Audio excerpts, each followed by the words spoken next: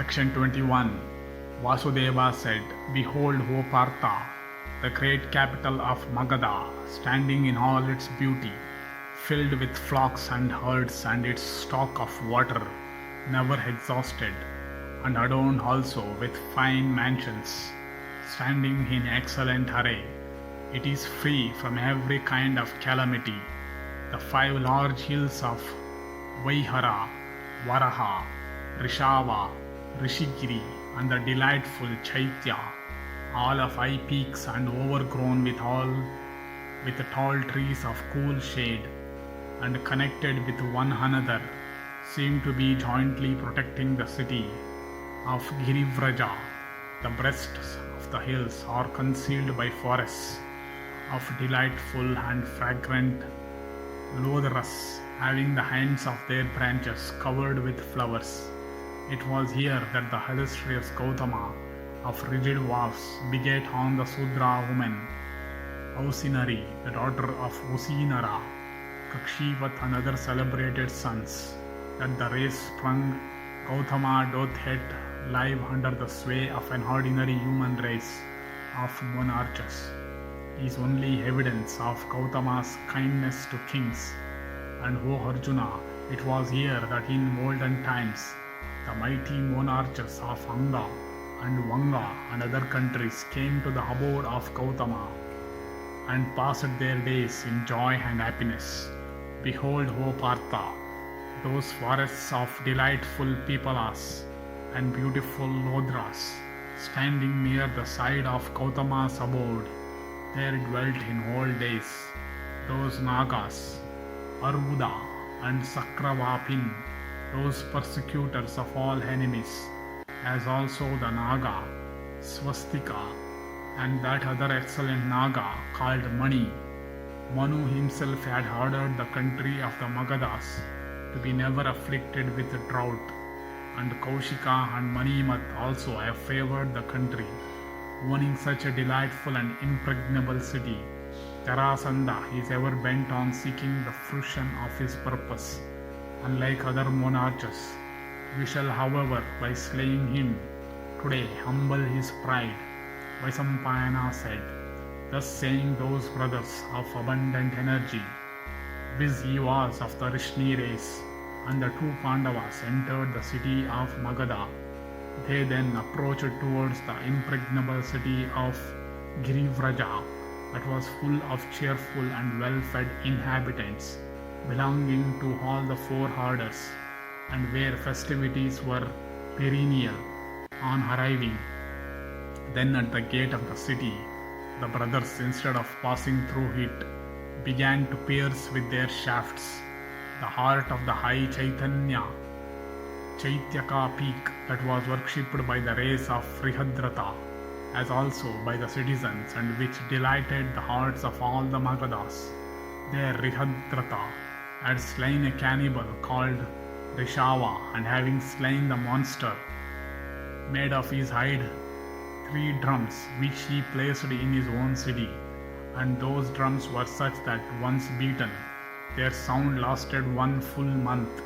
And the brothers broke down the Chaityaka peak that was delightful to all the Magadhas, at that point where those drums covered with celestial flowers used to yield their continuous sound. And desirous of slaying Jarasandha, they seemed by that act of theirs to place their feet upon the head of their foe, and attacking with their mighty arms that immovable and huge and high and old and celebrated peak, always worshipped with perfumes and floral wreaths. Those heroes broke it down, and with joyful hearts they then entered the city. And it so happened that the learned Brahmanas residing within the city saw many evil omens, which they reported to Jarasandha, and the priest, making the king mount an elephant, whirled lighted brands about him. And King Jarasandha also, possessed of great prowess, with a view to warding off those evils, entered upon the celebration of a sacrifice with proper vows and fasts. Meanwhile, O Bharata, The brothers, unharmed or rather with their bare arms as their only weapons, desirous of fighting with Jarasandha, entered the capital in the guise of Snataka Brahmanas. They beheld the extraordinary beauty of the shops, full of various edibles and floral wreaths, and supplied with articles of every variety, of various qualities that man can desire.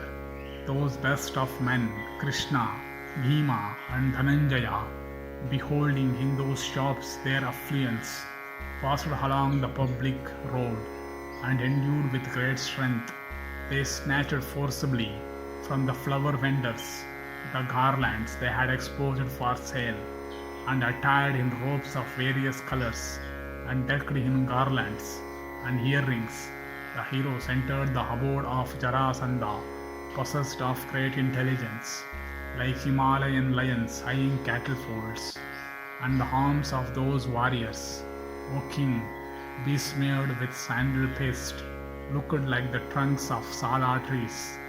The people of Magadha, beholding those heroes looking like elephants, with necks broad like those of Sala trees, and wide chests, began to wonder much. Those bull among men, passing through 3 gates that were crowded with men, proudly and cheerfully approached the king, and Jarasandha, rising up in haste, received them with water, to wash their feet with and honey and the other ingredients of the Arghya, with gifts of kind and with other forms of respect. The great king, addressing them, said, Ye are welcome, and O Janamejaya. Both Partha and Bhima remained silent at this, and addressing the monarch, Krishna said, O king of kings, these two are now in the observance of a vow. Therefore they will not speak. Silent they will remain till midnight. After that hour they will speak with thee. The king then, quartering his guests in the sacrificial apartments, retired into his private chambers, and when midnight arrived, the monarch arrived at the place where his guests attired as Brahmanas were. For, O king, that ever victorious monarch observed this vow which was known throughout the worlds, that as soon as you should hear of the arrival of Snataka Brahmanas at his place, should it be even at midnight, you would immediately, O Bharata, come out and grant them an audience. Beholding the strange attire of his guests, that best of kings wondered much. For all that, however, he waited on them respectfully. Those bulls among men, those slayers of all foes on the other hand, O thou best of the Bharata race, beholding King Jarasandha, said, Let salvation be attained by thee, O king, without difficulty. And O tiger among kings, having said this unto the monarch, they stood looking at each other. And O king of kings, Jarasandha then said unto those sons of Pandu, and him of the Yadu race, all disguised as Brahmanas, Take your seats. And those bulls among men sat themselves down, and like the 3 priests of a great sacrifice blazed forth in their beauty. And King Jarasandha, O thou of the Kuru race, firmly devoted to truth, censuring the disguised guests, said unto them, It is well known to me that in the whole world, Brahmanas in observance of Snataka vow never deck their persons with garlands and fragrant paste unreasonably. Who are ye, therefore, thus decked with flowers, and with hands bearing the marks of a bowstring, attired in colored robes, and decked unseasonably with flowers and paste? Ye give me to understand that ye are Brahmanas, although ye bear Kshatriya energy. Tell me truly who ye are. Truth decks even kings, breaking down the peak of Chaityaka hill. Why have ye, in disguise, entered the city by an improper gate, without fear of the royal wrath? The energy of a Brahmana dwelt in his speech, not in act. This your feat is not suited to the order to which ye profess to belong. Tell us therefore the end ye have in view, arrived here by such an improper way. Why accept ye not the worship I offer? What is your motive for coming to me? Thus addressed by the king, the high-souled Krishna, well skilled in speech, thus replied unto the monarch in a calm and grave voice. Krishna said, O king, know us for Snataka Brahmanas. Brahmanas and Kshatriyas and Vaishyas are all, O monarch, competent to observe the vow of Snataka. This vow besides hath many special and general rules. A Kshatriya observing this vow with especial rules always achieve prosperity. Therefore have we decked ourselves with flowers. Kshatriyas again, O king, exhibit their energy by their arms and not in speech.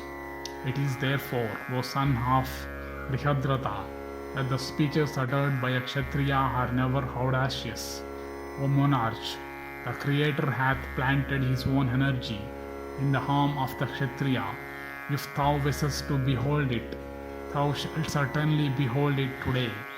These are the rules of the ordinance, viz. That an enemy's abode should be entered through a wrong gate, and a friend's abode through the right one. And know, O monarch, that this also is our eternal vow, that having entered the foe's abode for the accomplishment of our purpose, we accept not the worship offered to us. Thus ends the 21st section in the Jarasandha Bada Parva of the Sabha Parva.